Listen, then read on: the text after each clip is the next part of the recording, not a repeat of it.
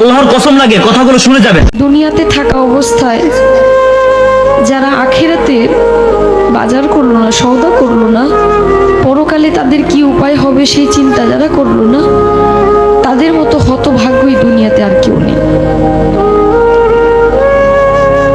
আজরাইল কিন্তু ঘুষ নেয় না। আমি অনেক টাকা গান করতে করতে অনেক টাকার মালিক, বাড়ি গাড়ি সবই আছে, যদি বলি যে আপাতত আমার গাড়িটা নিয়ে যান, আমাকে কয়েকটা দিন সময় দেন, মানবে? কারো কথা মানবে? মানবে না। মৃত্যুর কথা যে মানুষ দিনে 5 বার স্মরণ করে, সে কোনো ভুল কাজ করতে পারে না। একবার স্মরণ করে দেখেন, আপনি মরে গেলে আপনার সঙ্গে কে যাবে?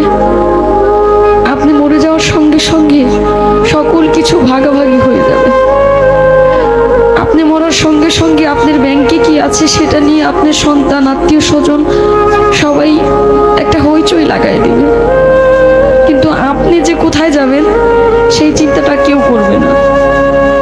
মৃত্যুর কথা যখন স্মরণ হয়, নিজের কাছে খুব অপরাধী মনে হয় যে আজরাইলের সামনে কি জবাব দেব, কি বলবো সেদিন, কি বলার আছে আমার।